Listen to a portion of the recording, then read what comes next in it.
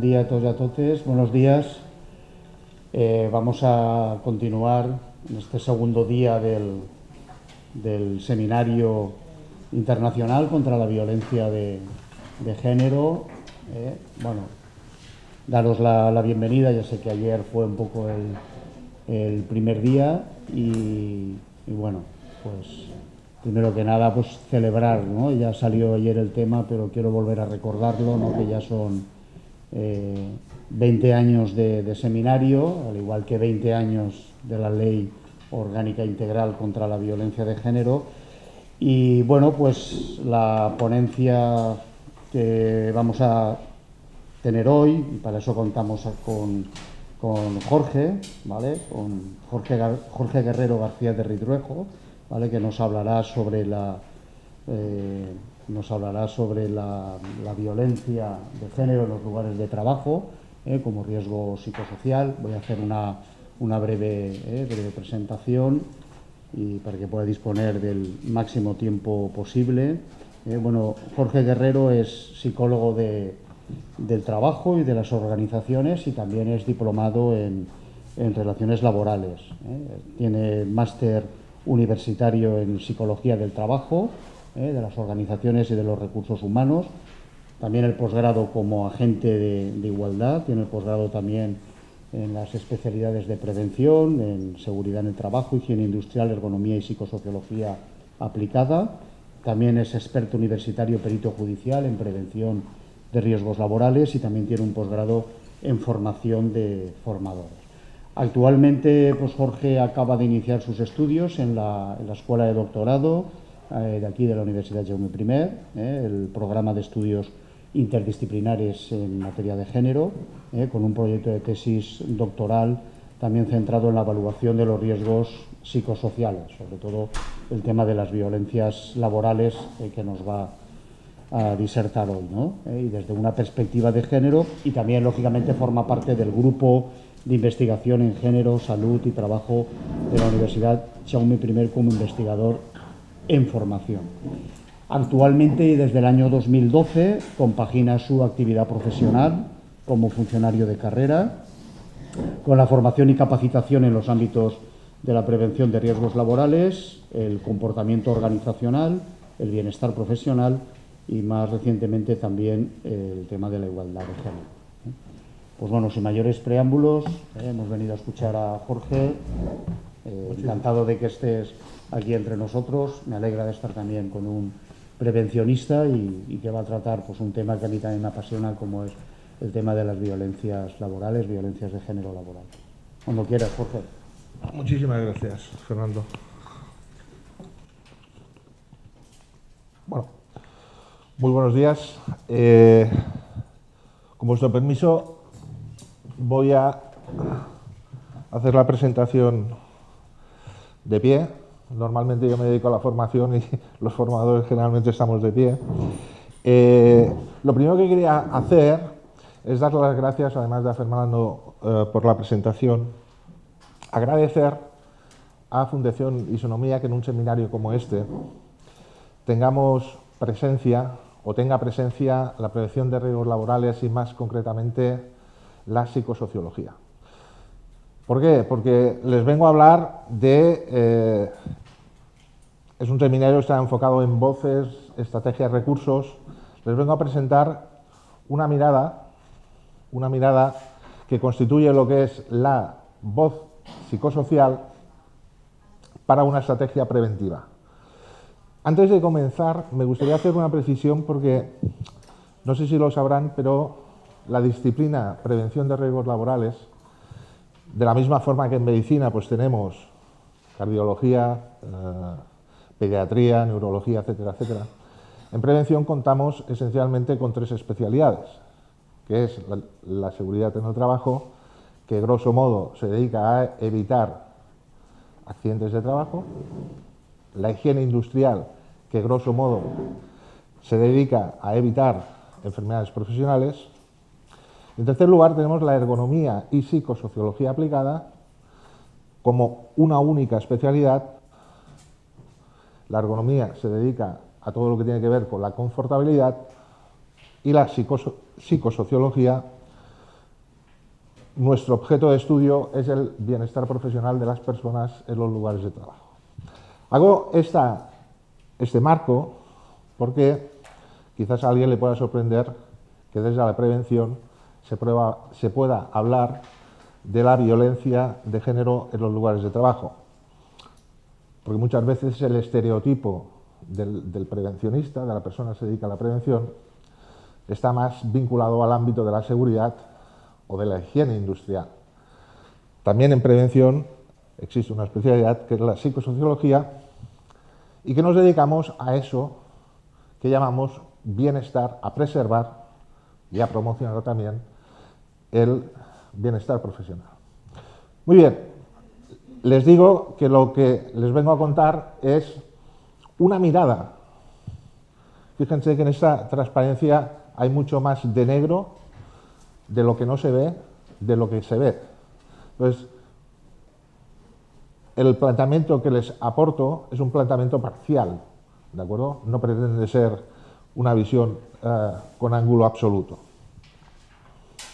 Y están recogidas todas las aportaciones de las que hablaremos en un modelo que nace con la voluntad de ser un modelo de comprensión de las violencias contra las mujeres por razón de género en los lugares de trabajo.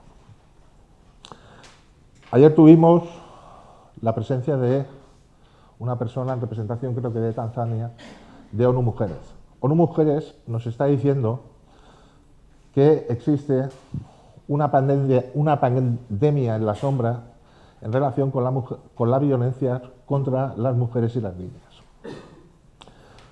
Por la teoría de género y del poder, podemos decir que lo laboral, esa pandemia a nivel social, lo laboral reproduce lo que está sucediendo fuera de los lugares de trabajo. De modo que se acaba trabajando del mismo modo en cómo se vive o se sobrevive. Por tanto, creo que tiene sentido que del mismo modo que hay una pandemia en la sombra fuera de las organizaciones, también existe otra de carácter psicosocial dentro de las organizaciones, en los lugares de trabajo. Una pandemia que, como veremos al final, también está en la sombra, ¿de acuerdo? De modo que esto configura lo que podríamos llamar unas brechas de salud psicosocial de género exclusivamente en relación con la violencia laboral. Este seminario, cuando ha llamado a comunicaciones, ha hecho varias preguntas. Yo me he quedado con tres. Primera, ¿lo que se está haciendo es suficiente? Segunda, ¿las personas concernidas están percibiendo como suficiente todos los esfuerzos que se están haciendo? Y tercera, ¿hay alguna área de mejora que se pueda plantear? Yo voy a intentar aportar respuestas a estas preguntas, respuestas parciales. Un problema complejo nunca tiene respuestas sencillas. Y me quiero centrar por la tercera. Bueno, cuando digo me quiero centrar, quiero empezar por la tercera, que es qué áreas de mejora se pueden diagnosticar en relación con las violencias contra las mujeres en los lugares de trabajo por razón de sexo. Bien, la Ley de Prevención de Riesgos Laborales, en su artículo 15, nos dice y nos obliga a las organizaciones a que evaluemos todos aquellos riesgos que no se pueden evitar para tomar conciencia sobre ellos y poder intervenir. Y además, un artículo después nos dice: cualquier actuación preventiva tiene que pivotar sobre dos elementos. Uno, la evaluación. Dos, la planificación de la actuación preventiva. Luego, la evaluación es un elemento central en cualquier actuación preventiva. ¿Y en qué momento estamos ahora? Pues que si acudimos a las herramientas de evaluación de riesgos psicosociales, voy a citar solo tres, vemos que la primera, que es FPSICO, del Instituto Nacional de Seguridad y Salud en el Trabajo, de los 9 factores de riesgo psicosocial que evalúa, muy indirectamente uno de ellos hace relación a la violencia. El ISTAS 21, que es una segunda herramienta también de uso muy frecuente, de las 21 dimensiones que evalúa, se podría decir que 3 de ellas guardan alguna relación con la violencia. Y la tercera, que es de esta casa, de la UGI, la metodología Red One, si bien es cierto que parte desde otros planteamientos diferentes a las 2 anteriores, en el sentido que tiene una óptica desde la psicología positiva, tampoco aporta información. Con lo cual, lo que le estoy diciendo, la ley nos obliga a evaluar para poder actuar y que esa actuación esté planificada. Vamos a las herramientas con las que contamos y vemos que no nos están ayudando.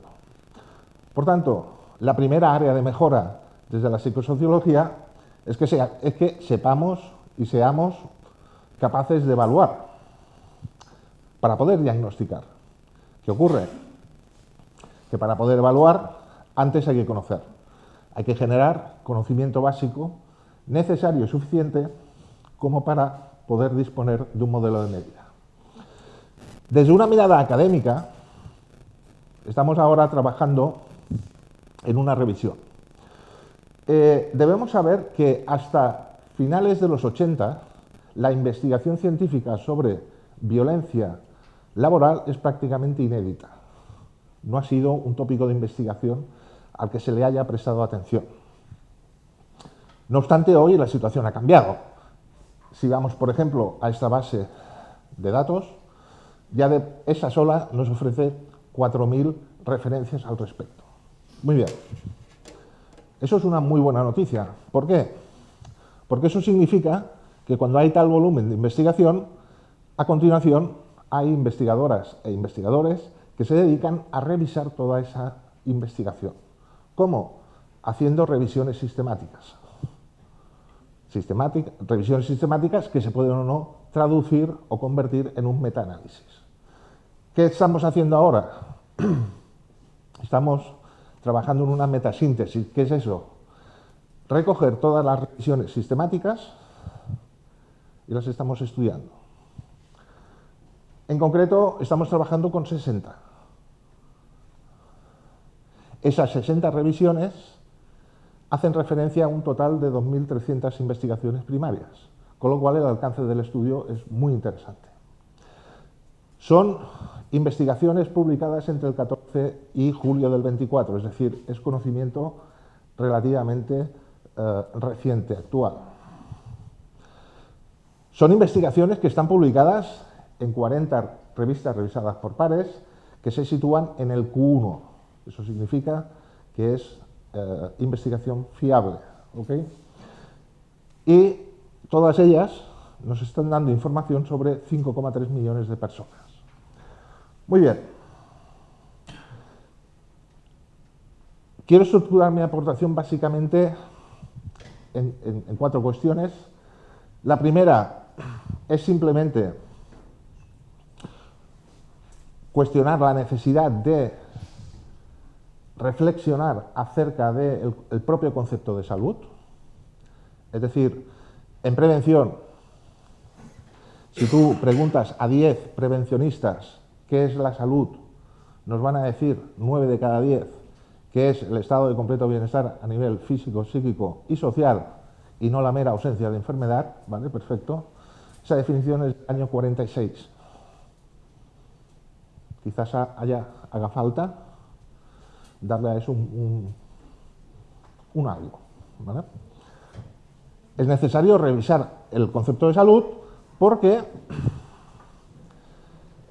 determina o acaba determinando el alcance y la profundidad de aquello que va a caber dentro.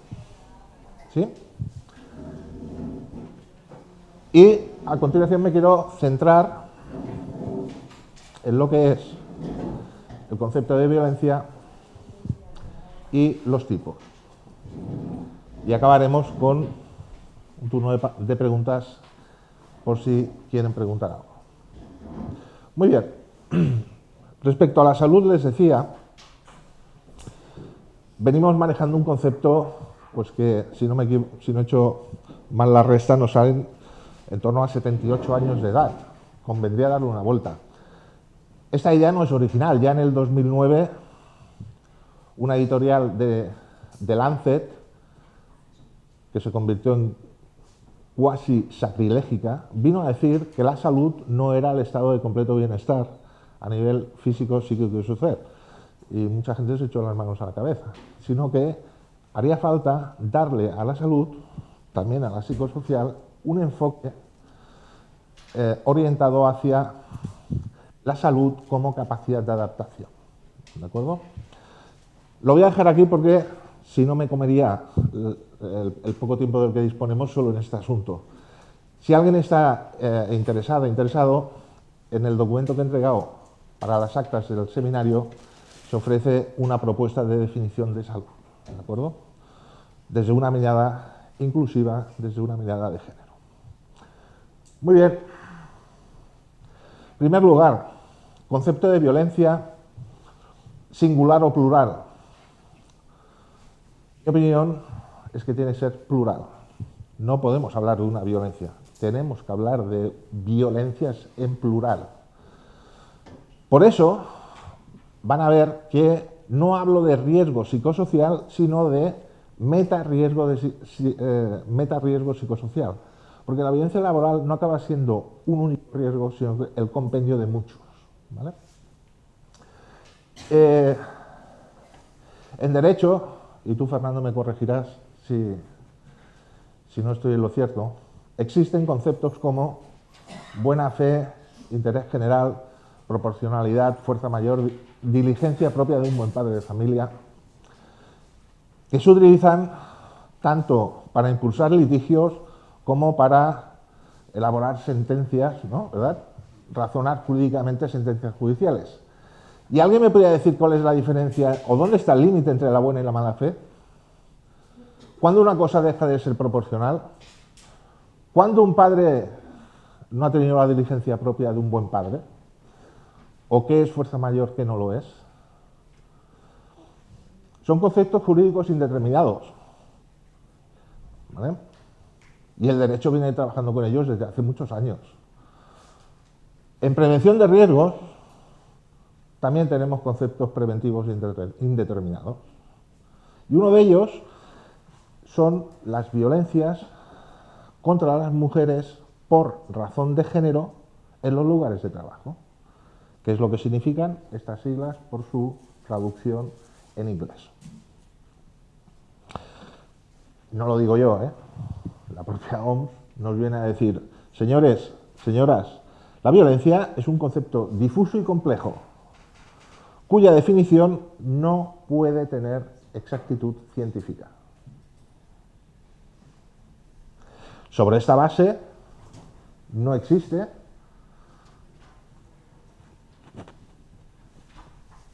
una definición universalmente aceptada sobre lo que es o lo que no es la violencia. En general, y hablo de violencia en el trabajo en general, ni tampoco, por supuesto, contra la violencia contra las mujeres por razón de género. ¿Por qué? Básicamente por dos motivos. Se trata de un concepto sujeto a multivocidad, es decir, no lo podemos definir de manera unívoca, de una única forma.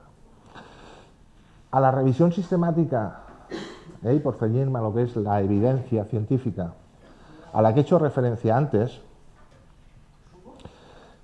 son 60 revisiones sistemáticas que investigan algún aspecto más o menos amplio sobre las violencias. A partir de ahora, cuando diga violencias, me estaré refiriendo a las violencias contra las mujeres por razón de género en los lugares de trabajo. Lo digo para no resultar pesado. Investigan algún aspecto más o menos amplio y profundo sobre este tipo de violencias. Y están utilizando 26 conceptos diferentes para hablar de la misma cuestión. Y de estos, 3 de cada 4 solo se han utilizado en un único estudio. Por ejemplo, en este estudio, cuando abordan el estudio de estas violencias, se refieren a ellas como experiencias dañinas en los lugares de trabajo. En cambio, este otro estudio habla de maltrato laboral. ¿Sí? Y podríamos seguir. Solo hay 6 conceptos que se repiten en más de una investigación. ¿Cuáles son? Estos que tienen aquí. ¿De acuerdo? Estos 6 son 6 conceptos que al menos están presentes en más de una única investigación. Y lo que les presento aquí, ya de por sí era pequeña, ahora mucho más, es una recopilación de cuáles son esos 26 conceptos y la difusión conceptual que existe cuando en la investigación científica, no estamos hablando de artículos de opinión, no, de científicos y científicas que se detienen a estudiar el asunto. Entonces, primera cuestión importantísima, es un concepto que no admite una definición unívoca. Y por tanto, esto ya es un primer elemento a tener en cuenta. Pero es que además hay cierto grado de homonimia, es decir, de polisemia. De modo que, por ejemplo, cuando nos preguntamos sobre el acoso sexual, y les hablo del acoso sexual, que es el riesgo psicosocial por antonomasia, ¿verdad? Vemos que estos autores nos lo definen de esta forma. Comportamiento no deseado, no correspondido de naturaleza sexual, que es ofensivo para la persona involucrada y podría hacer que se sienta amenazada, humillada o avergonzada. Perfecto. Ya tenemos una definición de lo que es acoso sexual. Pero es que vamos a esta otra investigación y nos dice que es una forma de discriminación de género que vulnera la dignidad de la víctima, quitándole el derecho a tener un lugar de trabajo donde garantizar su salud y equilibrio. Y estamos hablando de lo mismo. Y nos están dando definiciones, delimitaciones muy diferentes. ¿De acuerdo? Se dicen igual, los dos hablan de acoso sexual, pero su significado es diferente. Por tanto, cuando se investigan este tipo de violencias, parece ser que no todos los estudios utilizan la misma delimitación conceptual, lo cual esto hace el problema como muy complejo. ¿De acuerdo? Esta transparencia yo creo que resume visualmente a lo que me quiero referir. Hay un conjunto de riesgos psicosociales que en sí mismo forman una categoría preventiva sustantiva en sí misma, es decir, es una categoría unitaria, pero a la vez, cuando la vemos por dentro, es altamente compleja. Y por eso no podemos hablar de la violencia en singular, tenemos que hablar en plural. Yo les voy a plantear 15 nodos, ¿de acuerdo? ¿Hay más? Probablemente. ¿De acuerdo? Muy bien. ¿Y cómo nos aproximamos a esto? Bien, la violencia en los lugares de trabajo, lo que son los lugares de trabajo, el género, etcétera, etcétera, son conceptos que están definidos por la, digamos, literatura institucional. ONU, OMS, OIT, Comisión Europea, Consejo de Europa, Parlamento Europeo. Y este puzzle proponemos sintetizarlo en esta definición. ¿Qué son las violencias contra las mujeres por razón de género en los lugares de trabajo? Comportamientos discriminatorios por acción y/u omisión contra una trabajadora por ser mujer o que le afectan de manera desproporcionada, que, ocurriendo durante el trabajo, en relación con el trabajo o como consecuencia de del trabajo, constituyen prácticas o amenazas de esas prácticas inaceptables manifestadas ya sea una sola vez, de manera reiterada, incluso pueden ser permanentes, susceptibles de perjudicar la salud psicosocial, causando daños físicos, psicológicos, sexuales o económicos, ya sean en el corto plazo o a largo plazo, en forma de agresión, amenaza, humillación, coacción o lesión. Estas, creo que son 80 y tantas palabras, creo, seguramente esté equivocado, pero creo que sintetizan buena parte. Habrán visto que alguna expresión les sonará mucho, porque forma parte de esa literatura institucional a la que aludí al principio. Esa definición que nos permite intentar sintetizar lo que va aportando cada una de esas definiciones. Muy bien. Sabiendo ya, o teniendo al menos una definición de partida, vamos a ver cómo podemos clasificar estas violencias en los lugares de trabajo. Va a depender del criterio. Como toda clasificación, en función de qué criterio de clasificación utilicemos, el resultado será uno u otro. Si tomamos en cuenta los actores, es decir, quién son los sujetos activos de los episodios o de los eventos violentos, obtendremos 4 grandes categorías. Estas categorías son clásicas en el ámbito de la prevención. Violencias tipo 1, 2, 3, 4. Tipo 1, aquella violencia que vamos a sufrir como consecuencia de un acto criminal. Por ejemplo, un robo. Estamos hablando de donde el sujeto activo es un sujeto que no guarda ninguna relación legítima con la organización, con el lugar de trabajo. Tipo 2, aquella violencia que se produce entre alumnado, profesorado, entre pacientes, personal médico, es decir, entre aquellas personas que reciben un servicio y aquellas profesionales que se lo están prestando. Violencia tipo 3, violencias entre personas internas de la propia organización, sea cual sea la relación jerárquica que pueda haber entre ellos. Hay violencias horizontales, diagonales, verticales, en sentido ascendente, en sentido descendente. Violencias 4. Cuarto tipo de violencia hace alusión a aquella violencia donde el sujeto activo es una persona sin vinculación directa con la organización, pero que ocurre en la organización. Agresión del hijo del gerente,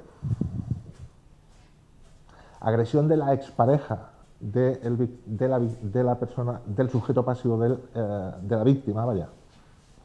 Muy bien. Esta clasificación, fíjense que es del año 1. No es nada nuevo. ¿Vale? Perfecto. Si nos fijamos en los factores, ya no en los actores, sino en los factores, es decir, qué es lo que me está explicando los episodios de violencia, el modelo de Galtung nos diferencia entre violencia directa y violencia indirecta. La violencia directa es aquella que se sustancia en la agresión, por tanto, intimida y reprime. Es la violencia que vemos. ¿Sí? Violencia indirecta, cultural y estructural. La que no vemos, la que está por debajo del agua, utilizando la metáfora del iceberg. La cultural es la que interioriza el episodio violento, acaba impregnando las pautas relacionales y hace que esa violencia se interiorice, se normalice, se naturalice. Y la estructural es aquella que va a institucionalizar e incluso legitimar. ¿Sí? Es aquí donde hablamos de culturas tolerantes con la violencia. Muy bien. ¿Y cómo se relacionan estos tres tipos de factores? Pues de esta forma. Forman un triángulo, vemos la agresión y el sustrato es violencia cultural y estructural. En el ámbito empresarial, muchas veces sustentada o nutrida por una cultura tolerante con la violencia. Tampoco es un modelo nuevo. Fíjense que es del año 98. Muy bien. Hemos visto los actores, los factores. Veamos ahora los vectores, es decir, en qué dirección puede sustanciarse los episodios de violencia. Básicamente en 6. Violencia física, violencia psicológica, violencia sexual, violencia estética, violencia económica y violencia institucional. No tenemos tiempo de entrar a tratar sobre cada una de ellas. Sobre este particular, en el año 22 hice una aportación a este seminario, donde hice 2 aportaciones. En una de ellas sí que, en un pequeño documento, quien esté interesado o interesada, podrá encontrar cómo se definen y qué amplitud conceptual tienen. ¿De acuerdo? Muy bien. Esto es un modelo. Los modelos representan la realidad, pero no son la realidad. Estamos presentando estas 6 categorías de violencias como si fuesen latas de pintura separadas. Cada violencia tiene un color, sí, pero cuando se presentan en los lugares de trabajo no se presentan así, sino que se presentan de este modo.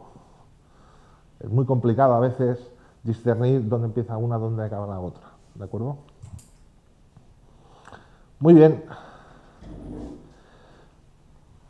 ¿Cómo o bajo qué parámetros podemos analizar los episodios de violencia en los lugares de trabajo?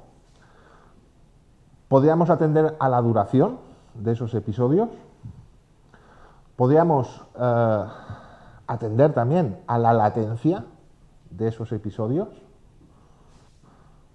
Y por supuesto, que es a los 2 parámetros a los que atiende este modelo, a la intensidad de los eventos violentos. No toda la violencia obviamente es de la misma intensidad, y el otro parámetro esencial es la frecuencia. No todos los episodios de violencia ocurren con la misma frecuencia. Desde la consideración de estos 2 últimos parámetros, que no son los únicos, podríamos haber adoptado duración y latencia, hemos adoptado intensidad y frecuencia, podemos diferenciar 2 grandes categorías: violencias soft o suaves y violencias hard o duras. ¿A qué nos referimos con episodios de violencia soft? A aquellos que son de alta frecuencia pero de baja intensidad. ¿Sí? ¿Cuántos hay? Nuestro planteamiento, insisto, posiblemente equivocado, planteamos 7 alternativas. La doctora Rufat, en la conferencia anterior a esta, nos ha hablado del buen trato, ¿sí? Y de la importancia del buen trato. Porque cuando no hay buen trato, lo que tenemos es una agresividad interpersonal basada en el género, como primer riesgo psicosocial. Segundo riesgo psicosocial, gender CABIS. CABIS son las iniciales de comportamientos abusivos de baja intensidad. No es lo mismo un comportamiento agresivo que un comportamiento abusivo. ¿Sí? Insisto, voy a pasar muy rápido. En el documento que he entregado para publicar en las actas del seminario están definidos. Están definidos fácticamente, es decir, de hecho, ¿cómo los podemos ver? Recuerden que esto es violencia directa, es decir, la que está encima del agua. Esto se ve. Para cada uno de ellos he intentado ofrecer una configuración fáctica y una configuración psicosocial, es decir, cuáles son sus características preventivas o psicosociales de interés. Digo, agresividad interpersonal basada en el género, gender cabis, es decir, comportamientos abusivos de baja intensidad basados en el género, el aspectismo, ¿sí? 1 y 2 tienen que ver con violencias psicológicas, ¿sí? Son violencias sustancialmente, es de la lata del color de la violencia psicológica. El aspectismo es violencia estética en esencia.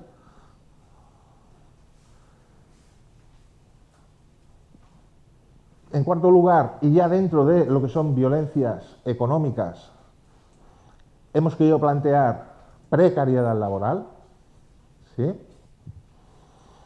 Monetaria y no monetaria, que la podemos medir con el IPAM, un índice de precariedad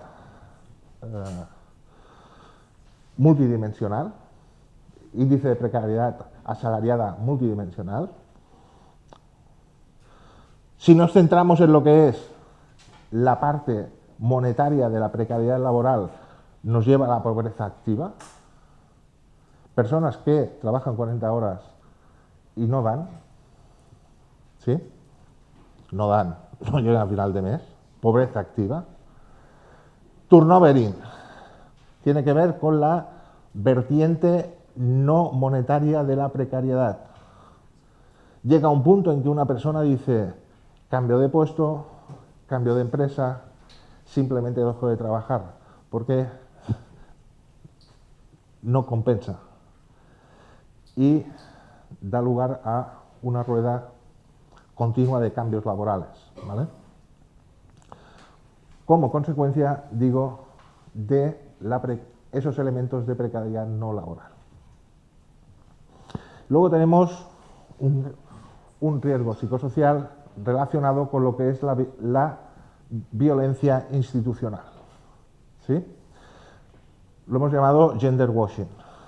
El concepto proviene del greenwashing respecto a esas políticas que en su día se llamaban políticas verdes de cara a la galería. ¿Qué es el gender washing? Aquellas organizaciones que parecen impulsar políticas pro derechos hacia la igualdad de oportunidades, pero en verdad no lo hacen, ¿sí? Y eso pertenece a una violencia institucional. Esa es la organización que está violentando a las personas de esos colectivos, ¿de acuerdo? Esto son 7 riesgos psicosociales que creemos, quizás haya más, pues posiblemente, y no nos hemos dado cuenta todavía, pero creemos que estos 7 ya nos dan pistas sobre algunas problemáticas interesantes de considerar. ¿Por qué? Y las hemos llamado soft, no sé si el nombre es o no muy acertado, la verdad. Hay quien me dice, algo que es violento nunca puede ser soft, pues quizás. Se caracterizan sobre todo porque son muy frecuentes y de baja intensidad, ¿de acuerdo? Y luego tenemos la segunda categoría, que hemos llamado violencias hard, por oposición, donde sucede un poco lo contrario. Son episodios, eventos violentos, donde hay una baja frecuencia, pero de alta intensidad en cuanto a los efectos. ¿Cuáles son? Nosotros hemos identificado 8, ¿de acuerdo? Hay una característica que nos parece un denominador común a todos ellos, y es que tienen cobertura jurídica a nivel penal. Las violencias soft hay autores que hablan de violencias alegales. ¿Por qué? Porque no van más allá del deber genérico de las empresas de proteger la salud de sus personas trabajadoras. En cambio, las violencias hard, sí que entran de lleno ya en tipos delictivos. ¿De acuerdo? ¿Cuáles serían? Agresión física, acoso discriminatorio, discriminación por nacimiento y cuidado del menor, stalking, sexting, sextorsión, acoso sexual y agresión sexual. Estos serían 8 riesgos psicosociales que consideramos como susceptibles de ser analizados de manera unitaria, cada uno de ellos, y que, insisto, no tenemos tiempo como para poder entrar en detalle, en fin, a hablar un poco de cada uno de ellos. En el documento, insisto, encontrarán, quien esté interesado o interesada, en qué consiste cada uno de ellos, pues eso, un escrito al respecto. Y todo esto, desde un punto de vista de proceso, ¿cómo funciona? Desde la mirada de un prevencionista, de una persona que se ocupa de la psicosociología. Pues acudimos a la ley y nos dice, oye, estáis obligados y estáis obligadas, los prevencionistas, quiero decir, a evitar los riesgos. Y tenéis que combatir los riesgos desde su origen. Desde esta perspectiva, lo que consideramos es que desde una intervención primaria, el género debe ser considerado como un factor psicosocial. Es decir, una variable que va a definir las condiciones psicosociales del lugar de trabajo. Igual que las define el estilo de liderazgo propio de aquella organización o el modelo de trabajo híbrido o no híbrido que esa misma organización vaya a poner en marcha. El género debe gestionarse como factor psicosocial. ¿Cómo? Pues teniendo en cuenta 6 variables o 6 conceptos que nos parecen importantes. El sexo, la identidad sexual, la orientación y preferencia sexual, expresión de género, identidad de género y género. ¿Y por qué ponemos la atención en la intervención primaria? Porque de no hacerlo, ya llegamos tarde. Y ya estamos en un nivel de intervención secundaria, cuando aparece la discriminación, el episodio de discriminación. Y ese episodio de discriminación lo tenemos ya conceptualmente que entender no como un factor psicosocial, sino como un factor de riesgo. Y la legislación actualmente nos lo define. Los episodios de discriminación pueden ser, esto lo conocerán, directa, indirecta, por asociación, por error múltiple o interseccional. Y cuando esto tampoco se gestiona, es cuando ya estamos a nivel de intervención terciaria y aún llegamos más lejos. Y es donde la violencia aparece como metarriesgo psicosocial. ¿Por qué insisto en la idea de metarriesgo? Pues porque no es violencia, son violencias tantas como 15. Todas iguales, no. 7, 8, en función de soft, hard, en función de su frecuencia de intensidad. Y entonces, cuando esto ocurre, es cuando aparecen los efectos, que son los daños sobre la salud psicosocial. Y esto es el diagrama de proceso que pretende recoger todo lo que llevo dicho hasta ahora. En la columna de la izquierda encontrarán la visión del género como factor psicosocial, las 6 categorías de las que les he hablado. Eso, en una segunda fase, puede dar lugar a un factor de riesgo en forma de discriminación. Ya se está violentando el principio de igualdad de trato y oportunidades. En una tercera fase ya hablamos stricto sensu de riesgos psicosociales tantos como 15, y luego aparece el daño personales sobre la mujer trabajadora, pero también organizacionales, ya sean a nivel proximal, es decir, en el corto plazo, o a nivel distal, sobre o ya en términos de salud mental. Esto, insisto, sería la síntesis de básicamente el modelo. Y ahora sí, recuerden que planteaba al principio las tres preguntas por las que se impulsaba la participación en el seminario. La tercera era propuesta de mejora. Esta es la propuesta de mejora que se ha planteado. Pero la segunda pregunta que planteaba la organización del seminario era acerca de la percepción de suficiencia sobre las medidas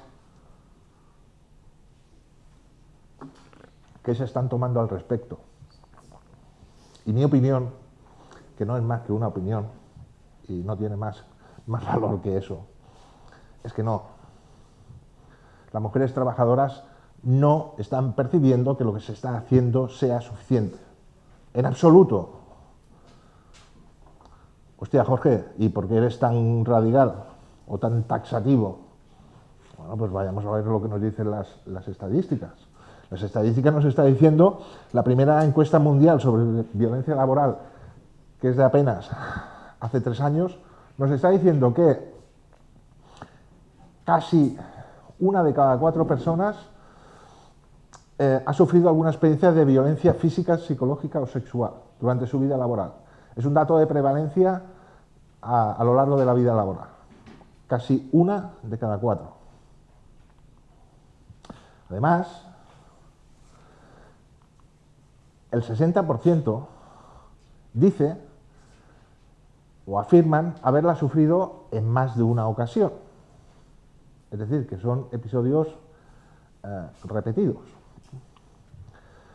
Esto en general. Pero si es que ahora vamos a ámbitos concretos, como es el sanitario, donde, por cierto, el ámbito sanitario acumula gran investigación al respecto de la violencia laboral.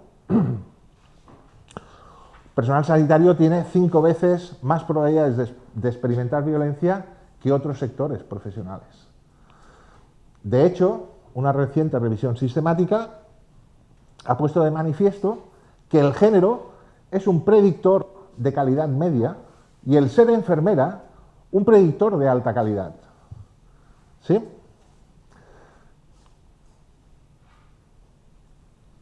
En nuestro país,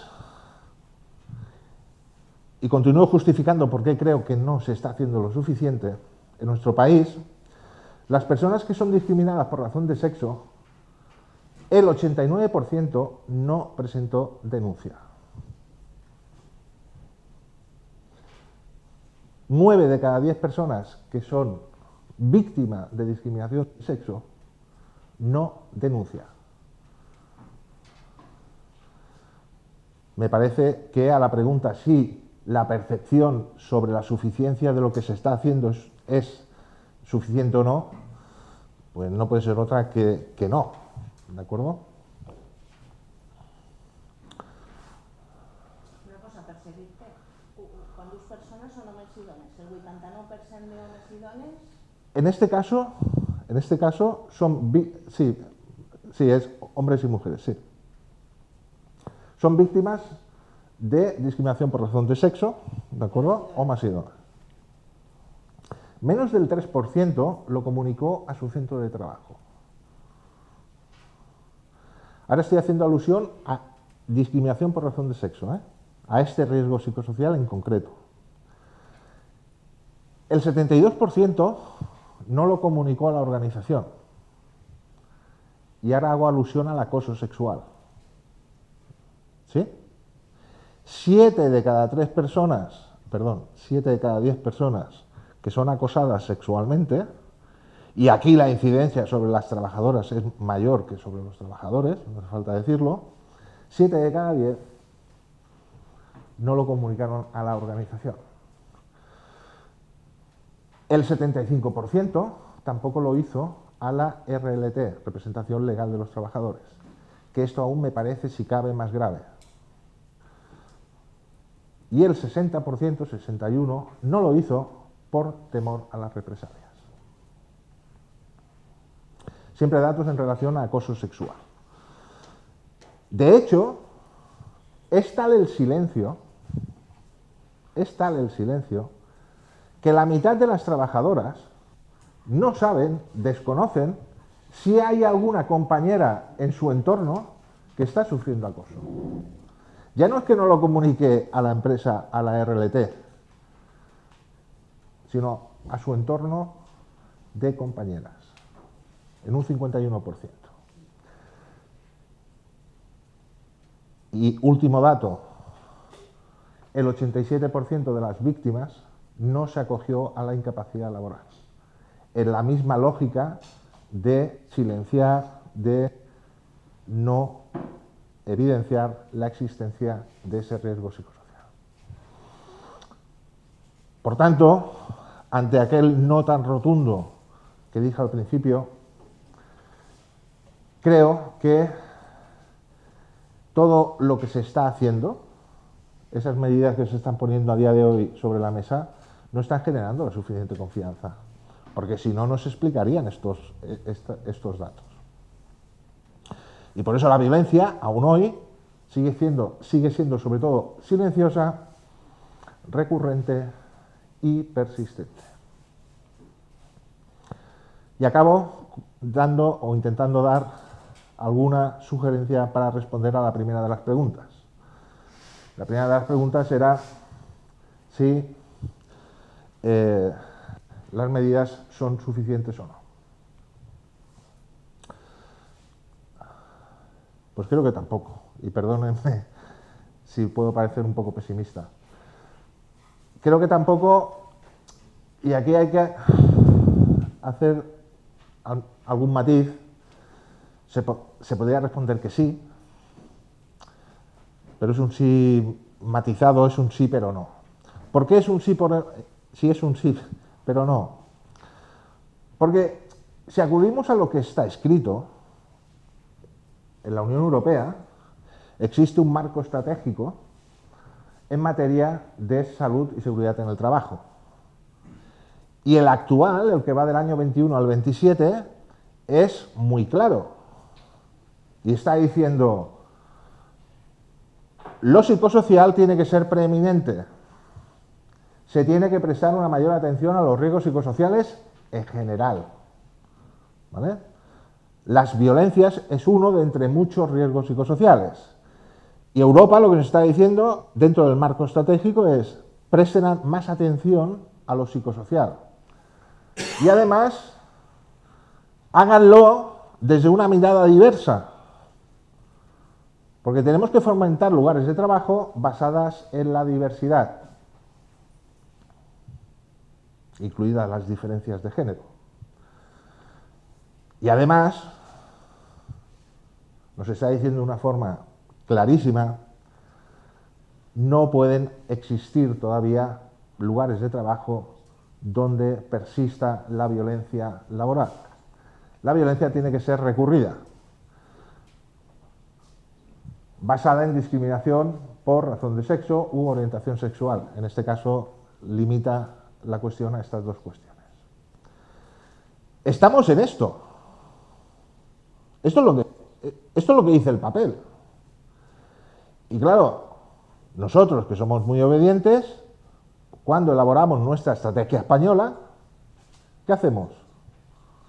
Reproducir la europea. De modo que ya en la anterior, no en la vigente, sino en la que fue del año 15 al 20, ya entonces se consideraba que las trabajadoras eran personas merecedoras de un nivel de protección. Habría que mejorar el nivel de protección que se le estaba dando. Además, había que integrar la mirada de género. Muy bien. Además, hace falta, y aquí vuelvo a cómo he empezado la presentación, hacen falta herramientas que nos ayuden a evaluarlo, a diagnosticarlo. Sin diagnóstico es difícil actuar, ¿sí? Pero si ya vamos a la presente, del 23 al 27, estamos en ello, nos está diciendo que la salud mental es un eje estratégico. Ir a trabajar no puede enfermar mentalmente. Y nos dicen, hace falta una mirada transversal de género.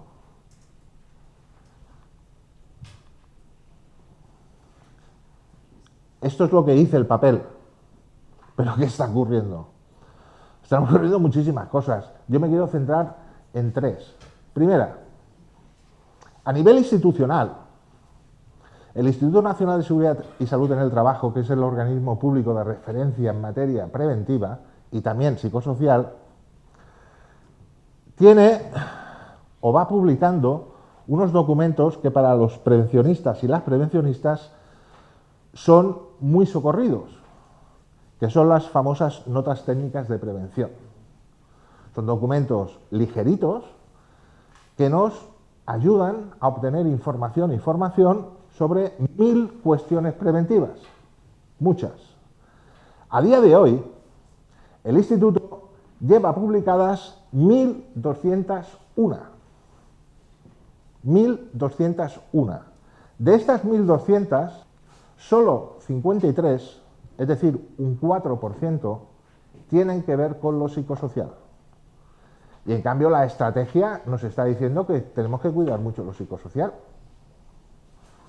Quizás es buena idea que empecemos a publicar más sobre psicosocial. De entre estas, solo cuatro tiene que ver con la violencia laboral, en general. Repito, de 1201 solo se han dedicado 4 a la violencia. Obviamente, sobre la violencia contra las mujeres por razón de género, hay estas.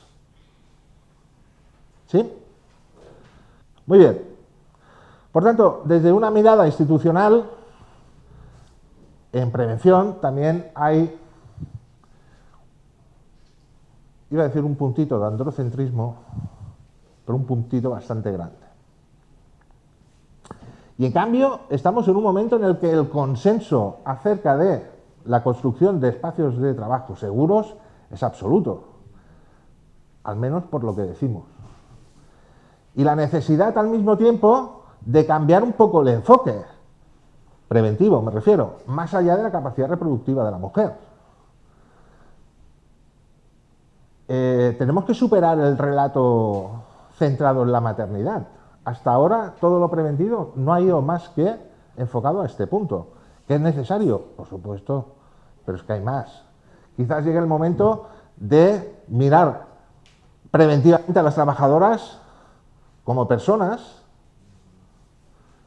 y no solo como eventuales madres. Y desde, esto institucionalmente, desde una mirada profesional, es decir, bajando a las trincheras, bajando a los profesionales y las profesionales que hacen prevención cada día en las organizaciones públicas y privadas, vemos que en muchas organizaciones las medidas adoptadas son inexistentes o inadecuadas.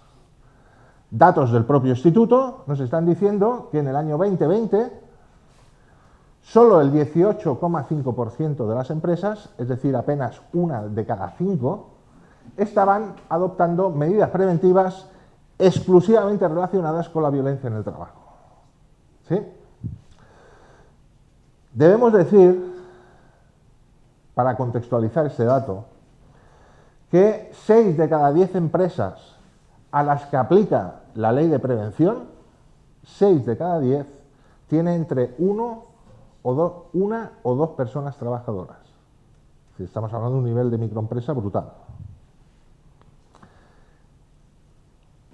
Y solo el 0,31% de las empresas a las que aplica la ley de prevención tenían el plan de igualdad en marcha cuando empezó a ser obligatorio. Con lo cual, las dificultades para aunar prevención con agencia de igualdad es más que preocupante. Y un último dato, y es que 3 de cada 4 empresas optan por un servicio de prevención ajeno. Imagino que habrá personas que no sepan qué es un servicio de prevención ajeno. Significa que la empresa externaliza la prevención a una empresa que es especialista en la materia. Es decir, la empresa no asume internamente la función preventiva, sino que la subcontrata. Con lo cual, el servicio es el que es. ¿Sí? Muy bien. Pues el otro día, preparando la presentación, un compañero prevencionista me enviaba este anuncio de una famosa red social profesional que decía: buscamos visitador, prevención de riesgos laborales. Digo, hostia, ha salido un empleo nuevo, una profesión nueva. Yo llevo en esto de la prevención hace muchos años y esa función de visitador en prevención de riesgos laborales la desconocía. Entonces me interesé y nos decía: hey, no os preocupéis, no es necesaria experiencia en el puesto. Porque nos encargamos de la formación, pero sí con cierta experiencia en el mundo laboral, profesionalidad y capacidad de comunicación. Responsabilidades: realización presencial de la toma de datos, así como la documentación gráfica, fotografía necesaria para la elaboración de técnicos de prevención de los informes correspondientes. Claro, esto es gravísimo, pero forma parte de las trincheras. Forma parte de la trinchera preventiva a la que, o con la que, o en la que trabajan muchos compañeros y compañeras de la prevención. Y por último, y acabo, un último aspecto que creo necesario. Está bien aplicar una mirada institucional, está bien aplicar una mirada profesional, pero sin olvidar una mirada ética y estética. No hace mucho leía de una organización que su código ético hablaba de la base de toda nuestra actividad se sustenta en el compromiso con la defensa de los derechos humanos. También decía: no se tolerará ningún tipo de comportamiento o actuación machista. Y por último añadía: el desarrollo de políticas feministas es un pilar básico. Entendemos el feminismo desde una perspectiva transversal que debe regir en todas las actuaciones de la organización. Muy bien, unos días después decían públicamente que los mecanismos de prevención y detección habían fallado. Y para que algo falle, algo tiene que existir. Muy bien, y aquí lo dejo.